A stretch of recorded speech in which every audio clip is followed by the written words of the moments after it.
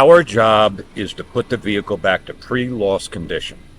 The insurance's job is to fund putting it back to pre-loss condition.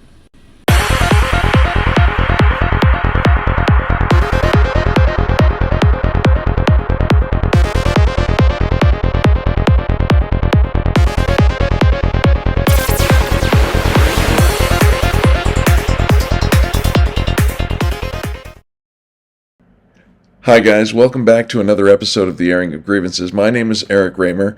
Rob is super busy doing some other stuff this week, and I am, as you can tell, in yet another location. I actually had to fly to Arkansas on behalf of a family emergency, and the good news is everything's going to be okay.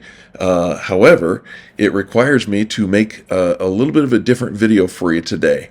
So the first thing that I want to tell you is happy Saturday. Thank you for joining us. I appreciate that you're here, and I'll keep it very brief. But what you're going to see in the next several weeks from Rob and I include a couple of different Zoom conversations that Rob and I are going to be doing, because I will be here in Arkansas for the foreseeable future. And then also we're going to start releasing some new shorts that will kind of underscore the more important points that we want to give you as it relates to this channel and what we're trying to do with the airing of grievances. Now, here's what some of those shorts kind of look like. You need to be able to tell the story of what happened. Our job is to put the vehicle back to pre-loss condition. The insurance's job is to fund putting it back to pre-loss condition. Imagine if it didn't need to be done and the manufacturer could save all that work.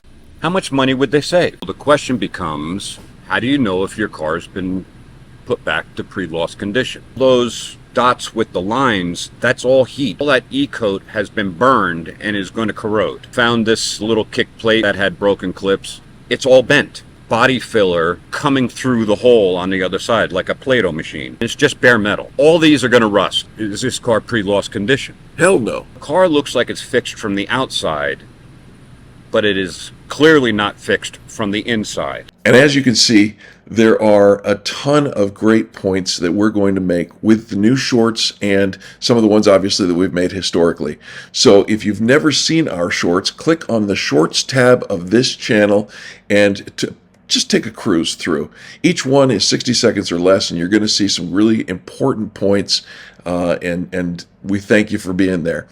And again, Rob and I appreciate you for tuning in every week, Saturday mornings at 9:30 a.m. in the Mountain Standard Time for our Airing of Grievances programming.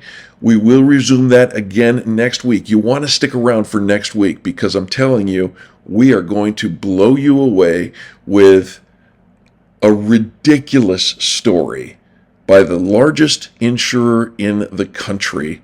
And you're not going to believe the things that they are doing and making their customer, our guest, go through in order to be made whole. So stick around for that. On behalf of Rob and myself and everybody here at the Nylands Collision Center, I want to say thank you again for tuning into the Airing of Grievances. Share this channel, share what we're trying to do with others, if you will, and tune back in here next Saturday at 9:30 a.m. in the Mountain Standard Time, where Rob and I will do a Zoom presentation of ridiculosity. Happy Saturday.